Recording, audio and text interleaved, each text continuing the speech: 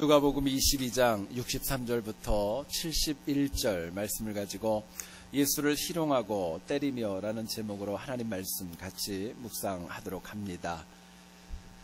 최근 기독교를 향한 인터넷 악플러들의 언어 폭력은 상상을 초월할 정도가 되고 말았습니다. 목사를 향하여서 먹사라고 이야기를 하고 기독교를 향하여서 개독교라고 부른 지는 이미 고전이 되고 말 지경입니다. 교회와 목회자의 비리가 보도되면 수많은 악플러들이 제대로 알지 못하면서도 무작정 비판부터 시작합니다. 이것을 막기 위하여서 사이버 수사대가 분명히 구성되었음에도 불구하고 악플러들의 활동은 전혀 수그러들지 않고 있는 것이 오늘의 현실입니다. 그런데요, 기독교의 그 악플러들이 가지고 있는 특징을 가만히 보면은요, 몇 가지의 그 아주 중요한 지적할 만한 것들이 있습니다. 먼저는 생각할 것은요, 악플러들이 미래보다는 항상 이미 일어난 일, 과거에 있었던 사건에 관하여서 함부로 이야기하고 있다는 사실입니다.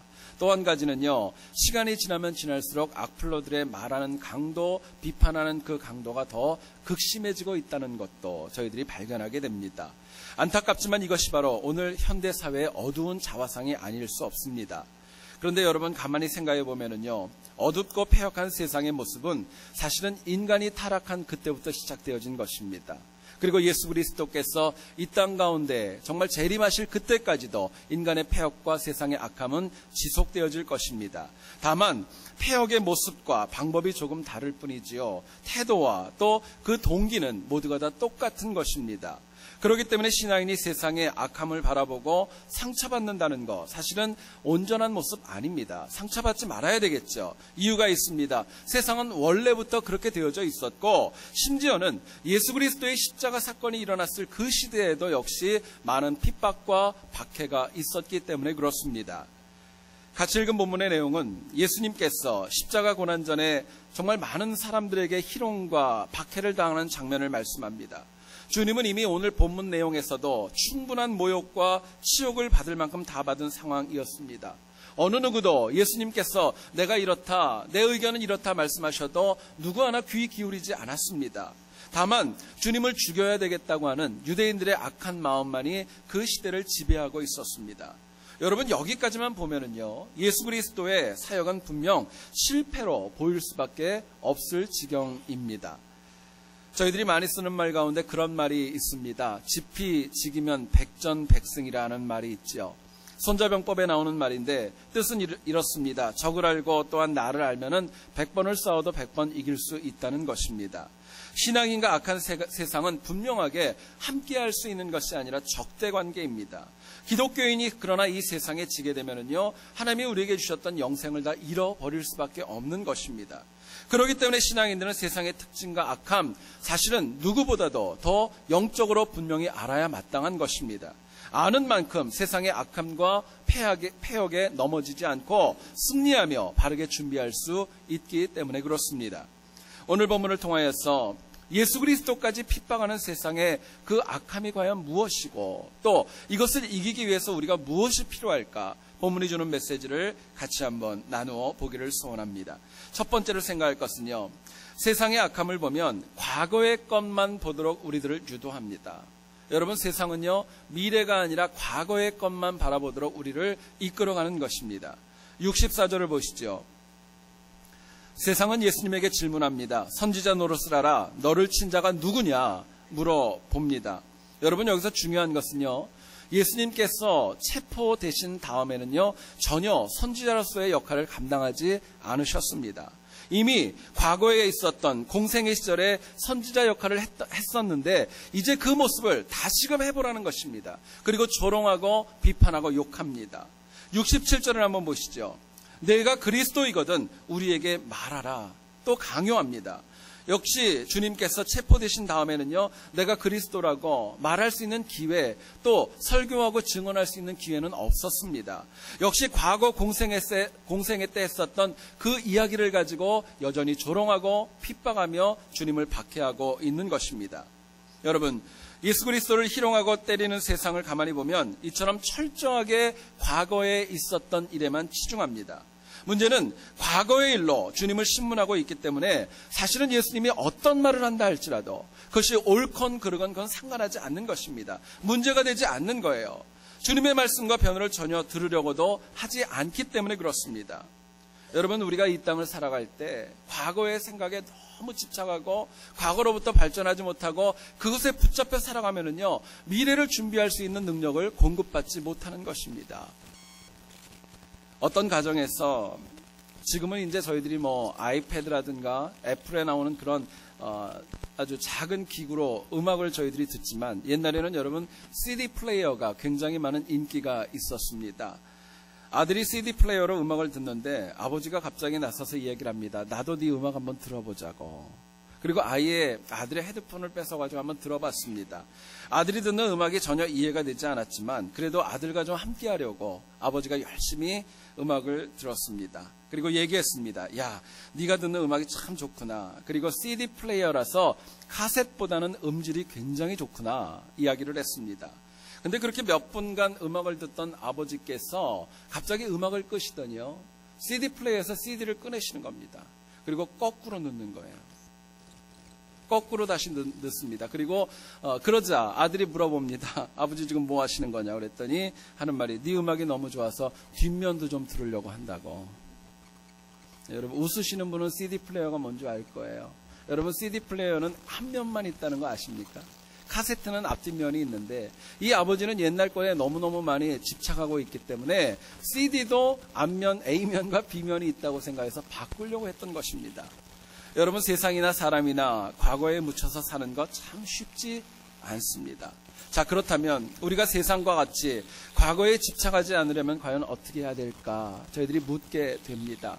본문은 저희들에게 이렇게 도전합니다. 하나님 믿는 사람들은요, 과거보다는 미래를 바라보고 살아가라고 저희들에게 말씀하고 있습니다. 69절 한번 보시죠. 이제부터는 인자가 하나님의 권능의 우편에 앉아 있으리라. 예수님 말씀하십니다. 사람들은 과거에 행했던 선지자 노릇 한번 해봐. 그리스도인이란 단어를 가지고 과거에 있었던 걸 가지고 추궁합니다. 그런데 예수님은요, 과거에 묶이지 않고 미래에 하나님의 보좌 우편에 앉아 계실 것을 미리 그들에게 말씀해주고 있는 것입니다. 세상은 철저하게 과거를 향했습니다. 그런데 예수님은요, 철저하게 미래를 향하고 있습니다. 그렇기 때문에 주님을 희롱하고 때린 무리들은요, 미래를 말씀하시는 주님 전혀 이해할 수 없었고 또 그 말씀을 납득할 수 없었던 것입니다. 여러분, 만약에 그들이 미래에 자기들이 박해하는 분이 하나님의 보좌 우편에 앉아 계실 것을 알았다면 절대로 그렇게 박해하고 조롱하고 핍박하지 못했을 것입니다. 결국 신앙인이 세상의 폐역을 이기려면요, 주님과 같이 옛 것을 자꾸 바라보는 거 아니라 앞에 있는 것 바라볼 때에 비로소 우리의 미래가 열릴 수 있고 하나님 주시는 힘을 공급받을 수 있는 것입니다. 여러분, 요셉을 잘 아실 거예요. 애굽의 총리가 되기까지 참 많은 우여곡절이 있었습니다. 그러나 하나님의 뜻대로 요셉이 애굽의 총리가 된 다음에 자기를 팔았었던 형들을 2번에 걸쳐 만나게 됩니다. 처음에 형들을 만났을 때 요셉은 형들을 알아보았지만 형들은 요셉을 알아보지 못했습니다.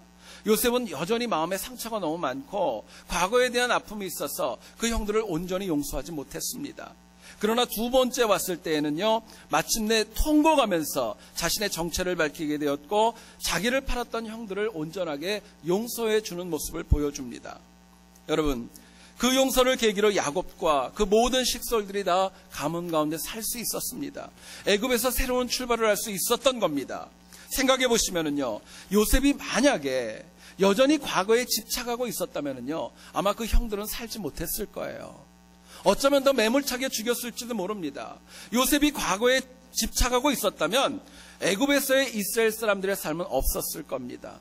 그리고 구약에서 가장 드라마틱하고 가장 하나님의 살아계심이 나타나고 있는 출애굽 사건도 없었을지도 모르는 것입니다.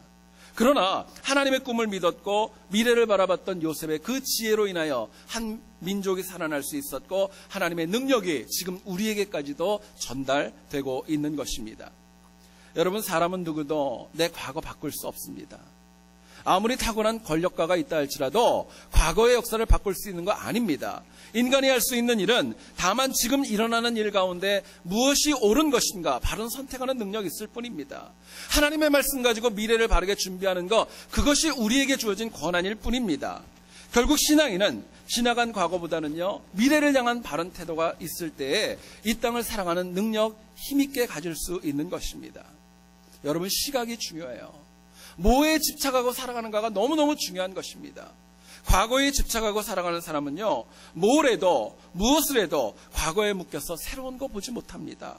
결국 매일 자기가 그어놓은 그 한계선상 안에 살아가다가 결국 인생 다 하는 겁니다. 그러나 미래지향적인 사람은요, 말씀을 들을 수 있고 겸손할 수 있고 새로운 것을 도전할 수 있고 체험할 수 있는 것입니다. 여러분, 미래를 바라보면은요, 우리가 아니라고 여겼던 것까지도 하나님이 주시는 은혜 가운데 힘있는 것으로 쓸 수 있는 것입니다. 여러분, 제가 좀 설교 중에 여러분들에게 퀴즈 한 가지를 냅니다. 아는 분이 있으면 답을 하시면 예배 끝나고 제가 상품을 드리겠습니다. 들어보시죠. 이게 뭔가 맞춰보세요. 사람이 거주하는 곳은 어디나 있다. 병균을 옮기고 번식력이 너무 뛰어나서 거의 박멸하기가 쉽지 않다. 뭘까요? 여기 누가 지금 답을 한 것 같은데? 예, 맞습니다. 바퀴벌레입니다. 바퀴벌레예요. 우리 여자분들, 남자분들 마찬가지로 바퀴벌레 보면 너무너무 놀라죠. 인터넷 백과사전인 위키피디아에 보면은 바퀴벌레를 그렇게 정의해주고 있습니다. 근데 여러분, 놀랍게도요, 최근에 과학자들이요, 최악의 해충으로 여겨지는 바퀴를 의학적으로 쓰고자 연구 중에 있다는 걸 아십니까? 지난 2002년부터 전라남도에 있는 곤충잠업연구소는요, 농가소득 창출을 위하여서 바퀴를 키우면서 지금 연구 중에 있다고 합니다. 그리고 지난 2002년부터는요, 바퀴 중 일부가 섬유소의 용해 치료제로 쓸 수 있다고 의학적으로 발표가 되었습니다. 실제로 이미 심혈관 질환 예방제 중에서도 일부는 바퀴의 몸에서 추출되어진 그 성분을 가지고 만들어져서 시판되어지고 있다고 합니다. 여러분, 제가 신문을 보니까 많은 한의학자들도 그렇게 얘기를 합니다. 바퀴가요, 피부병 치료에도 좋고 뭉친 피를 푸는 데도 좋고 면역을 활성화하는 데도 도움이 된다고 합니다. 오늘부터 이제 바퀴벌레 큰일 났어요. 여러분, 그런 능력이 있답니다.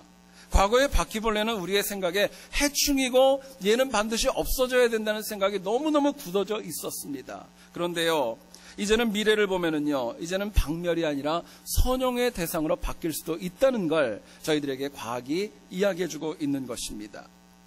솔로몬은 저희들에게 얘기합니다. 해 아래에 있는 것이 새로운 것이 없다고, 있던 것이 다 그대로 있다 이야기합니다.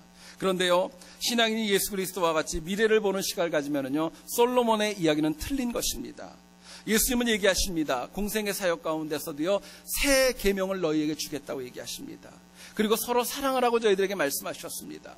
산상수훈을 저희들이 읽어보시면 주님은 항상 옛것, 과거에 있던 것에 집착하지 않고 더 새롭고 더 온전한 하나님 나라의 복음을 저희들에게 주시고 있는 것입니다. 여러분, 그리고 그렇게 새롭게 주신 비전대로 살아가는 영혼에게 하나님은 저희들에게 영원한 생명 허락해 주시는 것입니다.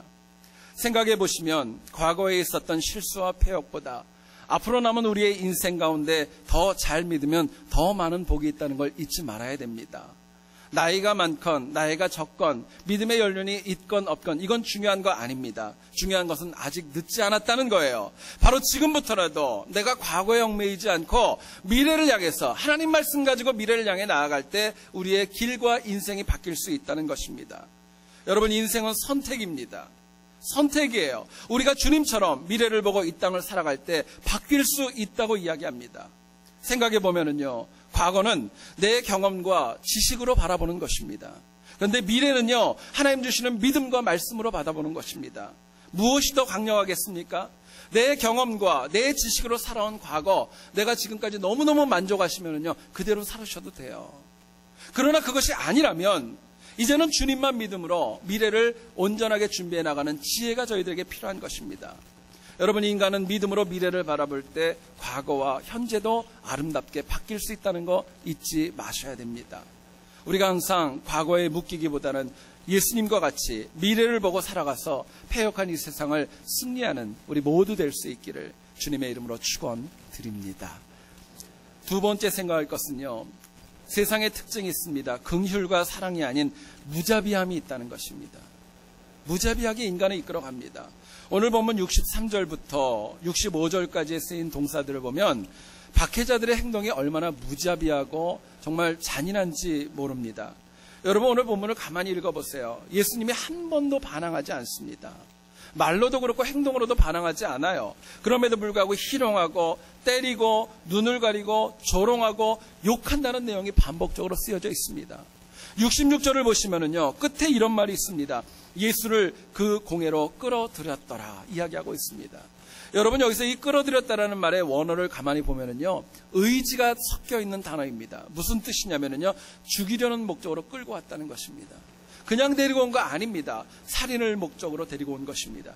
결국 핍박자들은 주님을 향해 조금의 긍휼과 사랑도 없이 더 무자비하게 주님을 박해해 나갔던 것입니다.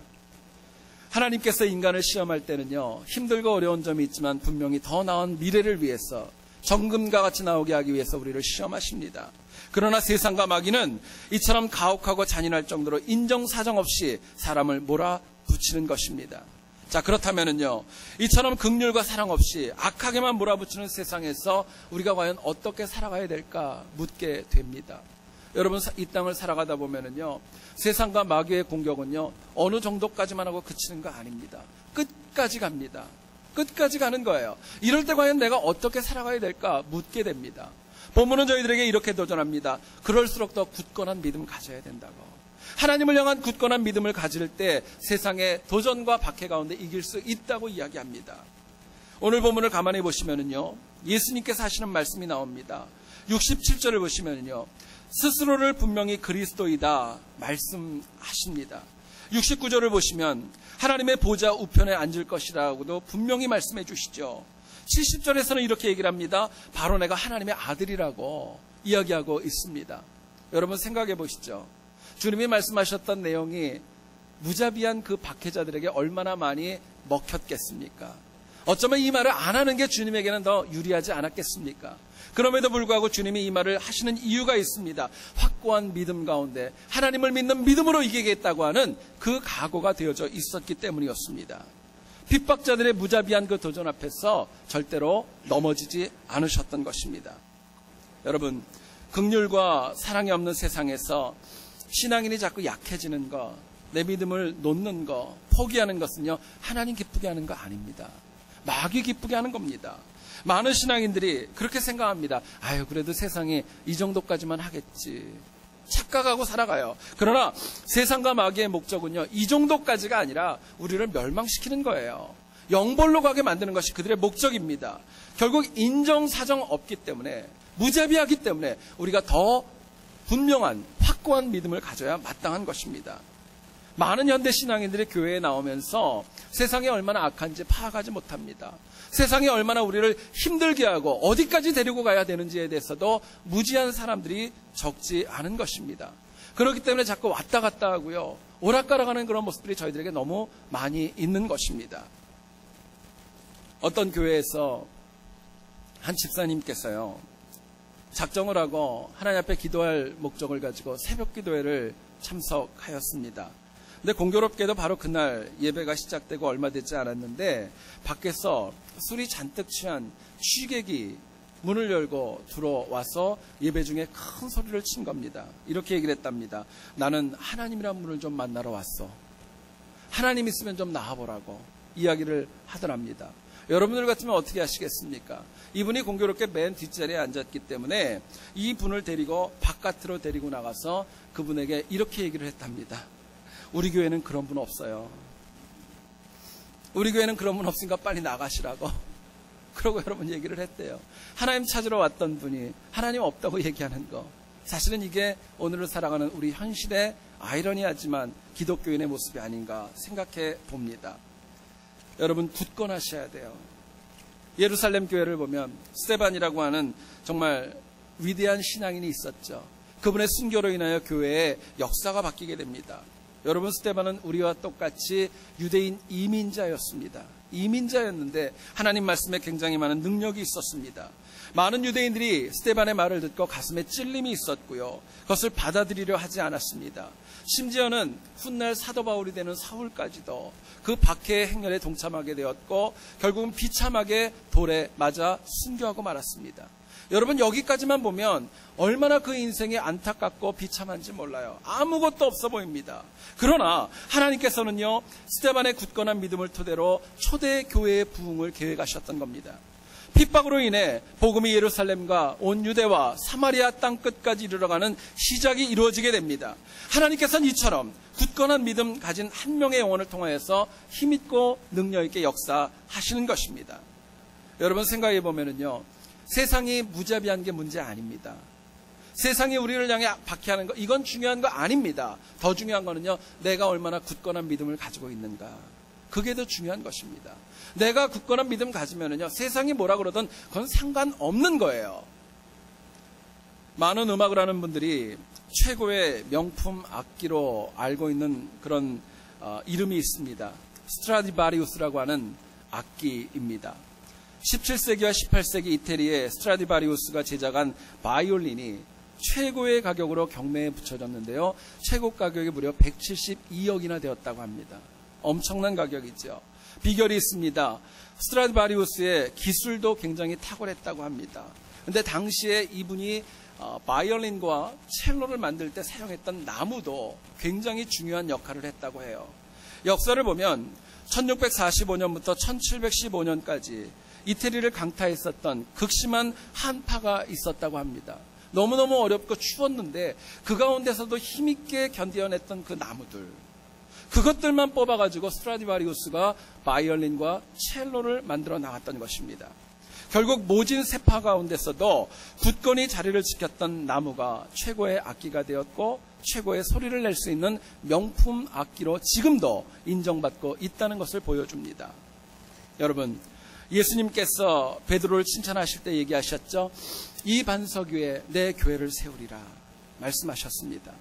산상순이 끝나는 마태복음 7장 막바지에서도 그 말씀을 다 선포하신 다음에 그 말씀을 듣고 행하는 자는 반석 위에 집을 세울 것이다 말씀해 주셨습니다. 여러분, 주님이 정말 찾으시는 영혼이 있습니다. 반석과 같은 믿음을 가진 영혼입니다. 아무나 하나님 앞에 쓰임받는 거 아닙니다. 반석과 같은 믿음입니다. 반석은 흔들리지 않습니다. 세상 공격에도 요동하지 않습니다. 결국 신앙인은요, 굳건할 때에 비로소 하나님 앞에 쓰임받을 수 있고 상급과 열매를 가질 수 있는 것입니다. 서론에서 말씀을 드렸지만 현대는 너무나도 많은 불신자들과 또 세상의 기독교인들을 조롱하고 박해하는 거 이제는 점점 더 도가 지나쳐가고 있습니다. 여러분, 한번 생각해 보세요. 앞으로 우리 자녀들이 살아갈 시대에 다가올 미래에는요, 세상의 핍박과 박해가 줄어들겠습니까? 아니면 더하겠습니까? 여러분들 생각은 어떠세요? 저는 분명히 더하면 더했지 덜해지지 않을 겁니다. 어쩌면 주님의 재림이 다가오면 다가올수록 세상의 박해는 더 강해질 것이고, 어쩌면 그러면 그럴수록 굳건한 신앙인은 더 줄어들 수밖에 없을지도 모르겠습니다. 저는 말씀 묵상하며 생각해 봤습니다. 현 세대가 교회를 향해 무자비하게 공격하는 이유가 있다면 아마도 훗날 하나님 앞에 쓸 알곡과 쭉정이를 가리기 위한 전초 단계가 아닌가 저는 생각해 봤습니다. 여러분, 안타깝지만 교회 공동체 안에 나온 모든 분들이 다 알곡과 같이 굳건한 믿음을 가지는 건 아닙니다. 어떤 분들은 정말 굳건한 믿음을 가지고 있는 분도 있고, 어떤 분은 교회에 믿음 없이 그냥 와서도 아무런 감동도 없이 그냥 앉아있다가 가는 분들도 없지 않아 있습니다. 그러나 주님은 그럼에도 불구하고 알곡과 쭉정이 구분하지 않고요, 그대로 내버려 둡니다. 하지만 세상의 박해가 강하면 강할수록, 더하면 더해질수록 마침내 알곡은 알곡으로, 쭉정이는 쭉정으로 나타날 것이 분명합니다. 결국 세상이 악해질수록 신앙인은 알곡을 사모하며 살아가는 삶이 너무나도 중요하고도 중요한 것입니다. 여러분, 성경을 읽어보십시오. 우리에게 굳건한 믿음이 필요하다 이야기합니다. 성령 하나님도 저희들에게 말씀으로, 성령으로 역사하십니다. 너희가 흔들리면 안 돼. 굳건한 믿음 가져야 된다고 이야기합니다. 내 자신의 체험과 내 자신의 고백도 마찬가지입니다. 여러분, 내가 죄 짓고 기쁜 사람 없잖아요. 흔들리면서 감사한 영혼 없습니다. 굳건한 믿음 가질 때 나도 평안한 것입니다. 뿐만 아니라 주변에 있는 많은 사람들과 역사도 역시 굳건한 믿음을 가진 영혼을 쓰임받았다고 저희들에게 분명히 증언합니다. 여러분, 세상도 마찬가지예요. 우리의 흔들리는 신앙을 악용합니다. 하지만 세상은요, 그 흔들리는 신앙을 절대로 존중하지 않고 우습게 여깁니다. 이것이 세상의 역할이에요. 이처럼 모두가 다 굳건한 신앙만이 패역한 세상을 이길 수 있다고, 너도 나도 하나님도 성령도 역사도 사람도 나도 모두가 다 증언하고 있다면 여러분, 우리가 바꿔야 되지 않겠습니까? 내 믿음이 연약하다면 이제는 굳건해져야 될 것이고 더 굳게 하나님 말씀 붙잡아야 마땅하지 않겠습니까? 여러분, 신앙은요, 첩경이 없는 거예요. 지름길 없습니다. 빠른 길 가는 거 없습니다. 우리가 하나님 앞에 굳건한 믿음 가지시기 위해서는요, 정도밖에 없는 것입니다. 시간이 나고 하나님 바라볼 때마다 신령과 진정으로 예배드리는 거 너무너무 중요합니다. 때마다 일마다 하나님의 말씀 읽고 묵상하고 그 말씀 가운데 내 삶을 교정해 나가는 거 너무너무 중요합니다. 어렵고 힘들수록 하나님 앞에 나와서 엎드리는 거, 이거 역시 필요합니다. 나에게 주신 달란트 그대로 봉사하고 헌신하고, 아까 우리 장로님 기도하셨지만은요, 선교하는 거에 열정과 헌신을 가지는 거, 여러분 너무너무 중요한 것입니다. 세상이 아닌 하나님의 방식, 하나님 기뻐하시는 방식대로 살아갈 때 우리의 신앙이 느슨해지지 않고 굳건해질 수 있기 때문에 그렇습니다. 여러분, 두 번 사는 인생 없죠. 한 번밖에 살 수 없다면은요, 우리의 인생이 무자비한 이 세상을 살아간다 할지라도 흔들리지 않고 굳건한 반석과 같은 신앙으로 날마다 승리할 수 있기를 다시 한번 주의 이름으로 축원드립니다. 성경을 보면 예수님이 이렇게 말씀하십니다. 청함을 받은 자는 많은데 택함 받은 자는 적다. 저희들에게 말씀하십니다. 여러분, 우리 인생의 궁극적인 목적이 과연 무엇일까요? 청함을 받고 하나님 앞에 나오는 거, 여기서 그치는 건 아닙니다. 우리가 이 땅에 나왔다면, 청함을 받았다면요, 택함 받는 자리까지 가야 마땅한 것입니다. 우리가 택함 받는 자리에 가기를 원한다면요, 주님과 같이 미래를 바라보고 과거에 묶이지 말아야 마땅한 것입니다. 택함 받기를 원한다면 더 굳건한 믿음으로 세상의 무자비한 박해에 이겨 나갈 수 있어야 합니다. 그래서 결국 항상 패역한 세상 중에 살아도 쭉정이가 아닌 알곡으로 승리하는 우리 모든 교우들과 우리 세안교회 될 수 있기를 다시 한번 주의 이름으로 축원드립니다. 기도하겠습니다.